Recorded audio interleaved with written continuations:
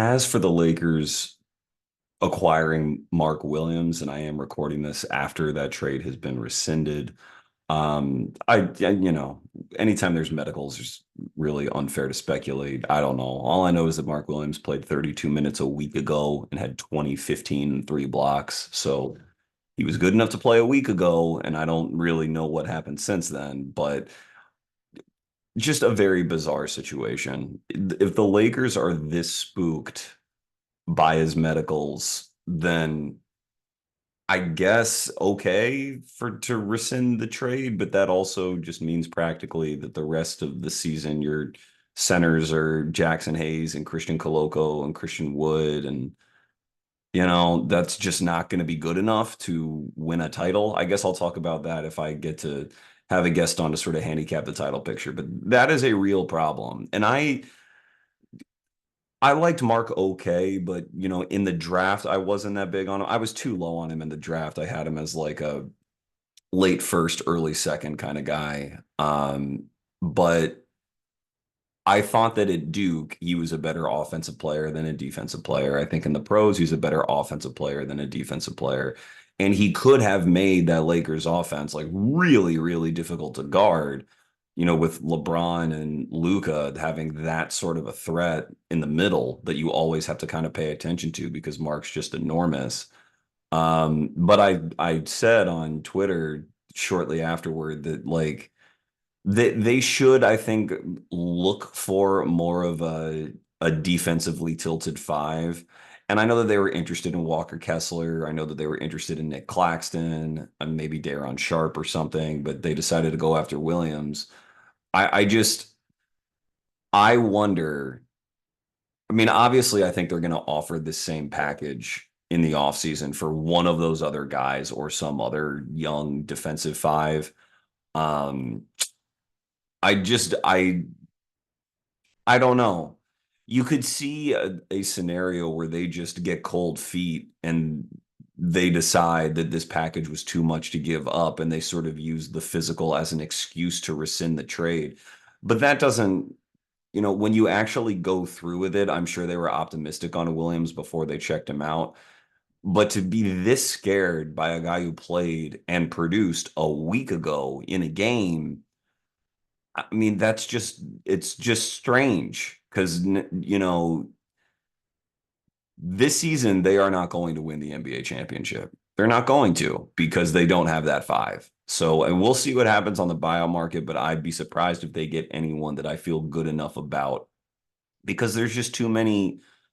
You know, I guess the West is a little bit lighter at the top this year in terms of front court players to guard. I mean, there's Jokic, there's JJJ, but Durant's down and Anthony Davis is now going to be on the Mavs. Who knows where they are going to end up in the standings? So maybe it's not as crucial to try to defend these, monster front court players. I mean, Şengün's on Houston. We'll see who they throw at him to defend him if they play him. But Jokic is obviously far and away the biggest threat there, and we'll see if the Lakers match up with them. But just strange because now their five is not going to be like a shooting threat either. So it's the Lakers must have just gotten really, really, really scared unless they got cold feet. And I just can't imagine them getting cold feet this quickly. So bizarre situation. Obviously hope for the best for Mark. And I really kind of think that his medicals were probably worrying, like he's got some stuff, but the Lakers should have already known that because he's played so sporadically over the course of 3 years. I can't imagine there's anything acute right now that is like suddenly new information about him medically. It maybe there's something degenerative that the Lakers didn't like, but that can I just hope they have a lot of faith in their medical staff because if Mark Williams starts throwing up 2015s again in the next 2 weeks, then the Lakers medical staff is going to have something to answer for. Even if Mark was not going to be someone who played 65 or 70 games for you every season, if he was good enough for a playoff run this year, given that LeBron's 40, that might have been worth it. Like I saw Ramona Shelburne say, They wanted him to be their starting center for the next 5 to 10 years. Well, starting center can mean lots of different things. Does that mean you're playing 80 games a year? Does it mean you're load managed and playing 55 to 60, but you're healthy for the playoffs? Like Mark's young. It's just that seems like sort of an ocean of uncertainty that would exist with any player as far as their long-term health. So unless there's something new and acute that happened in the last week, if the Lakers felt like Mark was their guy, this seems like a funny reason to undo that trade. But we'll see what more information comes out. Um, I guess the Bucks traded for Kyle Kuzma, right, and swapped out Middleton. Let's get the exact terms of that trade. Uh, the Wizards received Chris Middleton, AJ Johnson, and a likely meaningless pick swap, though you never know with the Bucks in 2028. Bucks received Kyle Kuzma, Jericho Sims from the Knicks, 2 second rounders. And the Knicks got, expiring and DeLon Wright. Draft rights to Hugo Besson. Shout out to Draft Pal. He was a Draft Pal guy a couple years ago. And cash considerations.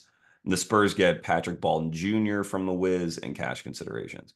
Um, Look, I'll say I don't mind getting Jericho Sims as a backup for Milwaukee. He's a rim runner lob threat, but that's someone you have to pay attention to as a lob threat. I don't know if his defensive positioning is going to be on point enough in the playoffs, but that's a rotation player and a real guy, a young, cheap guy. Can't shoot, and you would rather have a guy who can shoot next to Giannis, but they still have Brook. Kuzma, from Middleton, just a kind of a depressing deal. I I like the Wizards part of this the best. Not because I think AJ Johnson is any great shakes, because I don't, he's a not quite wing to me, an NQW. He's just a score first shooting guard who is not going to have that much defensive versatility and does not have the distributive chops to be a playmaker. So I don't really see much there. But Middleton is a better player to have in their environment for their young players. Wizards their record's horrible, but they have 3 legit rotation rookies in Bub Carrington, Keyshawn George, and Alex Sarr.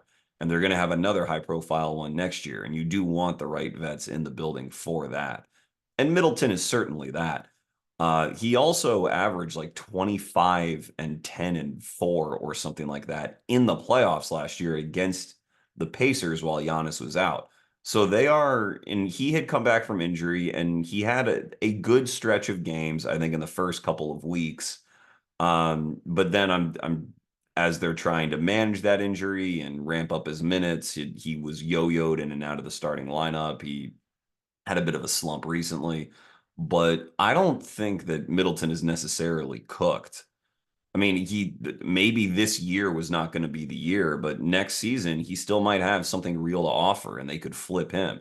And if he has anything to offer, they're probably going to get something back better than the Bucks did because I am not a Kuzma guy. Just not. He can rebound, but the league is about scoring efficiency, and I do not believe in him as an efficient scorer of the ball. I don't believe in him as really a sophisticated decision maker. He can move defensively a little bit, but he's gonna be playing the 3 in Milwaukee. That's going to be difficult, just from a ground coverage perspective, and I just don't trust him enough to have additive skills next to Giannis. So I think would not have done that if I were Milwaukee. Um, I'll just real quick note the Wizards as well being the sort of salary ground for Marcus Smart, because they got Marcus Smart, Colby Jones, and Alex Len. I mentioned that earlier in the Laravia half of the De'Aaron Fox deal, but uh, I guess he was technically part of this deal where the Kings got Laravia, the Grizzlies got Marvin Bagley and Johnny Davis, 2 second-round picks, and the Wizards got Marcus Smart, Colby Jones, Alex Len, and the Grizzlies' first-round pick this year. Now that'll be a pick in the 20s, but it still is an extra pick for them giving up, Marvin Bagley and Johnny Davis. So Marcus, you wouldn't expect him to take on any sort of, heavy scoring burden. But again, for a guy who knows defense that well, prides himself on defense that well, you want those kind of guys around your young players. He and Middleton both. They're not going to jeopardize the Wiz, draft positioning this year.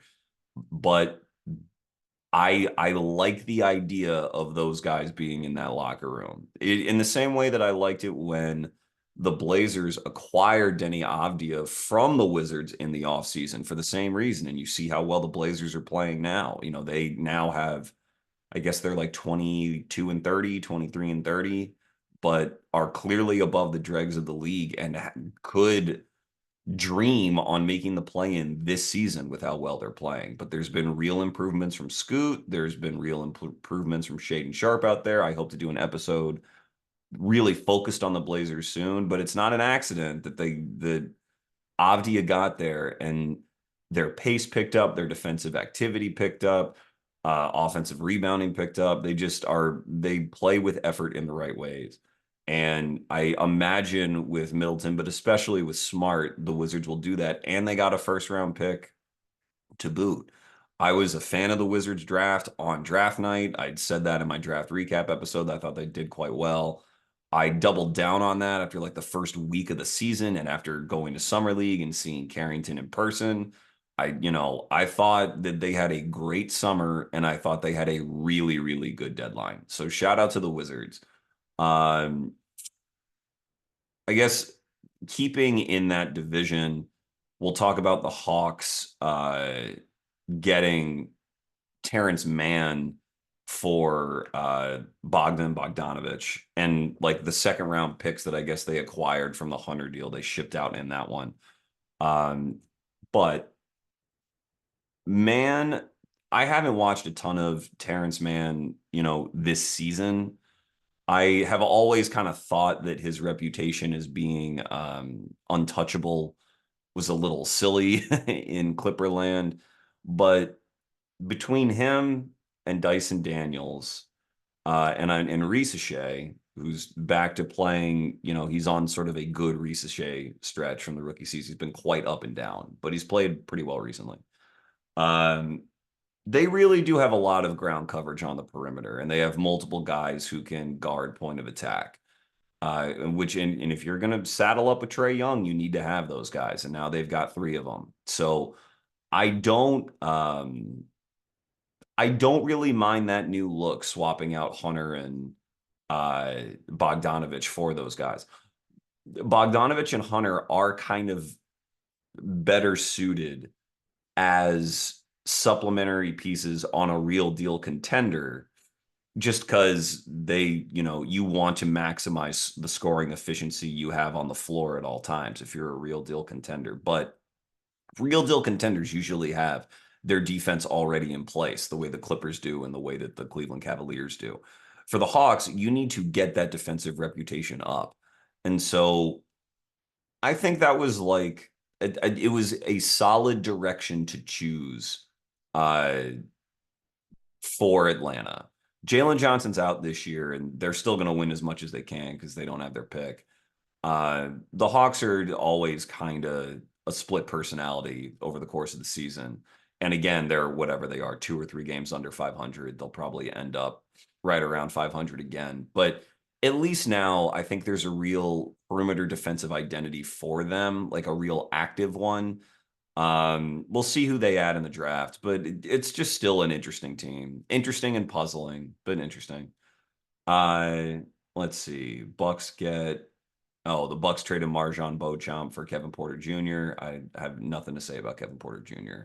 I hope that the Clippers give Marjon a shot. I don't know that he will get much of a shot with them, but it's playing as a young player on the Doc Rivers Bucks just must be hard because there just isn't, with them wanting to contend, there just isn't a lot of rope for young players to fail or figure their stuff out. Not that there's going to be much on the Clippers for that because the Clippers are playing well and they want to contend and they have designs on a top 4 seed this year. But I think that I tend to believe that Ty Lue is going to be a bit better developer of talent than Doc would have been. And Marjan, defensively active player. The shooting was like never quite came around in the NBA over his first couple seasons, but I wouldn't completely write him off. Still a good driver, still plays hard.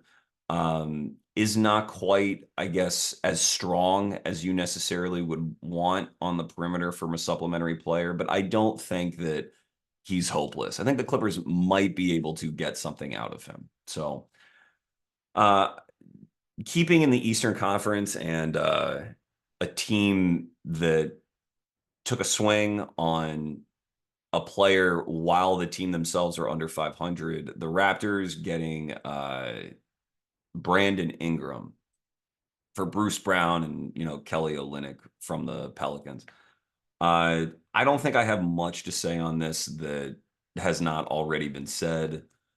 Ingram, you know, Ingram's an odd guy.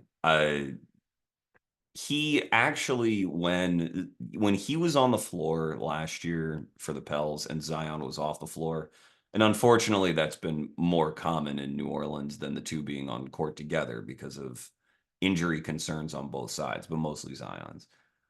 Ingram was still a productive player. You can still run a lot of offense through him, particularly in the regular season, and come out positive. It's just that, it's all of these guys in Toronto are all sort of there because they couldn't be more useful elsewhere.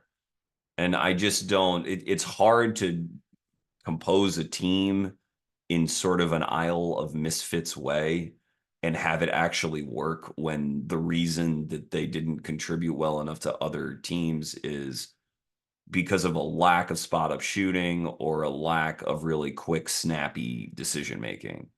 It's hard too because Toronto would say that their best player is Scotty Barnes, and he needs a lot of accommodation. Anytime your best player is a perimeter guy who's not a very blessed shooter, you're going to need a ton of accommodation. That's what the Magic are finding out about Paolo Banchero. That's what I've thought about Paolo since he came into the league. I was lower on Scotty, too low. I had Scotty like 14th, so I was far too low on him in 2021.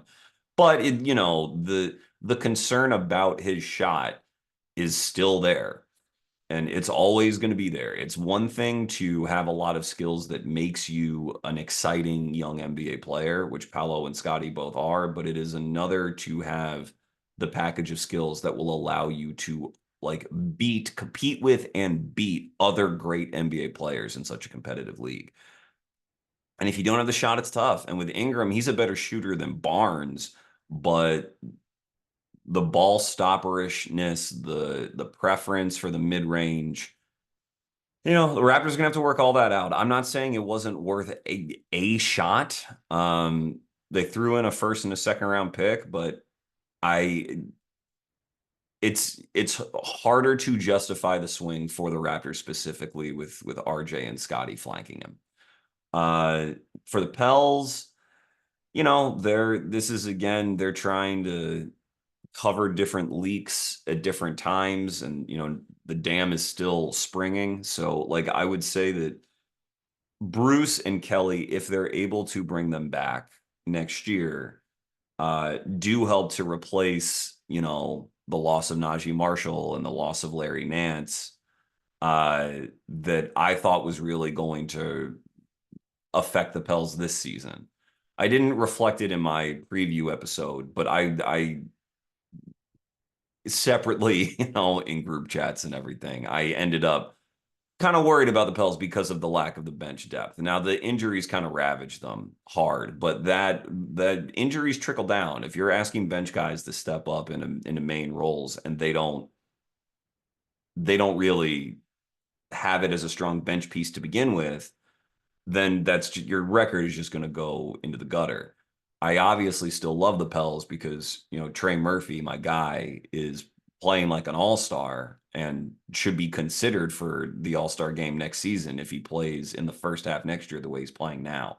But I think that it really, that loss of Najee and Nance and Valanciunas replacing him with a rookie. And I like Yves Missi. I think he's clearly an NBA player, but he's got a long way to go too. Replacing all of that, uh, obviously has turned this year into something of a gap year. I don't think they want to do a full rebuild. I think they want to get back to it, but you see sort of the effects. If you come in to the season as a truly incomplete team on your roster, that season's going to go out the window. And, New Orleans' tolerance for that, for having a gap year like that, remains to be seen. But they're still reeling from the DeJounte Dyson Daniels trade. And, that's a rough trade. That was one that is really, really hard to come back from. I guess I can talk to uh Shamit Dua if I ever, the next time I have him on to go more into the Pels. But just sort of, it's been a rough, ever since that DeJounte trade, they've been really going through it. They still have the talent to rebound, I think, over the summer going into next year, but some changes are probably on the horizon there. Um, let's see if there's anything else I really want to touch on here. I guess I didn't talk about the Clippers part of acquiring Bogdanovich. Bogdanovich just needs to be healthy, and that's been his issue the last year plus, is that he hasn't been healthy. But I haven't talked about the Clippers much. I'll talk about them more, I guess, when I handicap the title picture, because they're very much a player in the West right now. But I could certainly understand why they wanted to get him. And uh, he will play for them. He'll be useful for them. Potentially a very good get, just durability pending. Uh, Gosh. I guess there's this whole thing with the Suns and Kevin Durant and trading Nurkic and a first round pick to get Cody Martin, Vasilije Micic, who's played well this year, and a second round pick. The Suns, I haven't had tons of kind things to say about the Suns, and I admit that part of that is pettiness because the Suns haven't had nice things to say about the draft. They think, they're above the draft, and okay. But it's just at a very core level, if you are going to build a team where you don't have a center that's going to really protect the rim, because Nurkic is not that, and he's a durability concern, and you're going to invest so much in Durant, who's still a brilliant player, but he's a durability concern.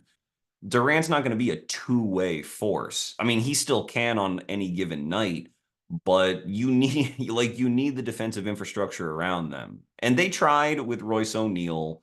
They tried by drafting Ryan Dunn, and Ryan's still finding his way. But for rookies, it's hard, man. That's another team that had title aspirations this year, and Ryan's he's got to try and fail and grow, especially given where he was offensively coming out of Virginia, before he can really be that guy. When they acquired Kevin Durant, I said with Trill on my podcast that they weren't going to win the title that year. They had basically a 0% chance of winning the NBA title that season.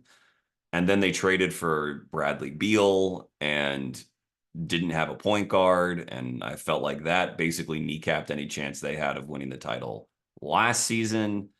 And now this season, their big acquisition was Tyus Jones, which I was always very wary of. I picked the Suns to actually miss the playoffs before the season. I just feel like for all of their expenditure, the Suns orchestrated their team in such a way, each of the last three playoff runs, including this year, so 23, 24, and 25, they orchestrated their team so in which they gave themselves actually no chance of winning the NBA title.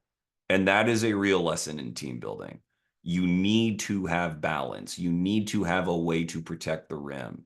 You need to have a method of offense that is going to generate easy looks, not just be very proficient in converting difficult ones. It's it's been bad. That has been bad. Really has. So that's what's going on in Phoenix. I don't like being mean, but that's what's been going on in Phoenix. Um, let's see. I think that's about all I have to say about this deadline. There's more deals I could talk about, but those are really the significant ones. I kind of liked when the Pacers got Thomas Bryant. I thought that was like a nice little move. I like that Thomas is playing well. Another very efficient offensive player for Rick Carlisle to insert into that system. But yeah, so I guess I'll transition. uh, there's no transition that exists to just go talk about David Lynch for a minute. So I'll say, look, guys, thank you for listening. I'm gonna talk about David Lynch for a moment, but if you don't want to hear about that, obviously you can move on. Um, why do I want to talk about David Lynch on my podcast?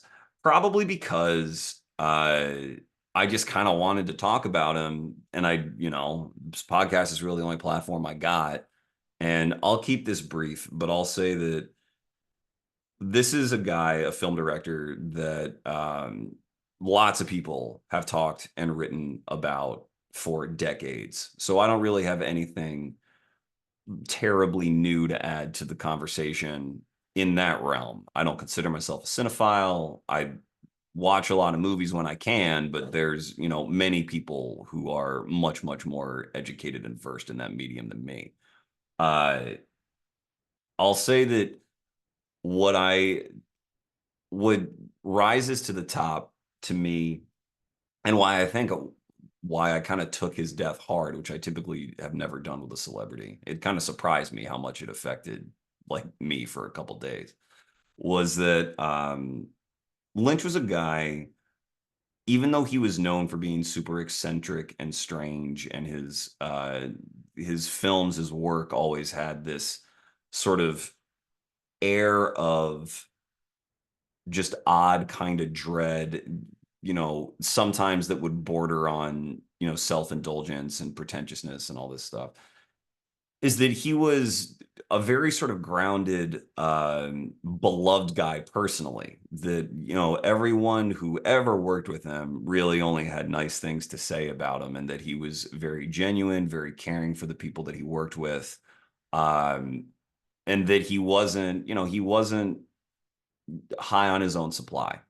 He really wasn't. And so I never knew him, of course. I'm just going off of what I've read and what I've heard. But uh, to produce work that is so strange and singular, but to also have that reputation of someone who's very much in touch with the people that he works with and considerate of them, as someone who ran like a film set, I think is really special and really cool. And I also, for the work that I really enjoy of his, which, Blue Velvet, Twin Peaks, Mulholland Drive, Lost Highway, I haven't seen every single thing that he's done, but I've seen a lot of it.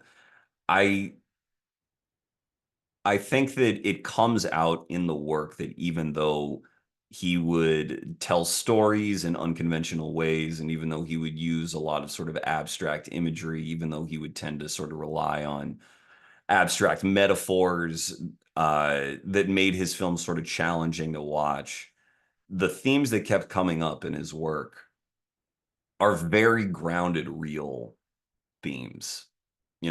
Stuff like pain and abuse, and just sort of the not acute evil in sort of a comic book way, but just sort of the day-to-day kind of dull pain that can wear people down.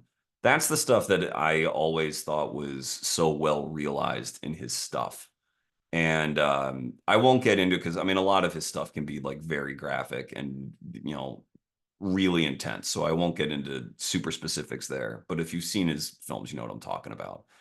And I think having a focus on that kind of theme, which is universal, which people feel, a lot of people feel that stuff, to be so in tune with something that is like truly important, that people are looking for a way to deal with and process, and that is not really displayed in movies in a really grounded way frequently. Either it's exploited, or either it's done in sort of like a ham-handed way. Uh, he always managed to walk the line of treating it with, I thought, the right amount of sensitivity and the right amount of, it sounds weird with David Lynch, but the right amount of realism. Uh, and the way that he shot his movies, far be it from me to say that he was like a truly original film director, because I'm sure he had his influences that I haven't seen and blah, blah, blah, blah, blah. There's an ocean of stuff out there that I probably would need to catch up on to have any sort of an opinion on that. But it always felt as though watching his movies that the style emanated very organically. Not Didn't really seem to me like he was ripping anybody off. And the ability to do that and to deal with the kind of stuff that he dealt with in his work, and the ability to still make it funny and still make it very watchable, it's just incredibly impressive, incredibly impressive. And that is a true voice. And whether it's a film director or a dopey podcaster, not even like me, but anybody, or it's just anyone in their professional life trying to find themselves, finding your voice is hard. It's hard, and I really appreciated David Lynch's voice. His actual voice is very funny, and had a if you've ever heard him speak, then again, you know what I'm talking about. I'm not going to impersonate David Lynch, but I really appreciated his voice. Thought it was a very valuable voice for people who were willing to listen to it. Um, Thank you very much for listening to me and my voice for this very long episode. Hopefully I'll be back recording a bit more frequently, but when you hear me, you'll hear me. Thank you all very much. This has been Chucking Darts. It's okay to be wrong about sports. Find your dartboard and start chucking. Thank you.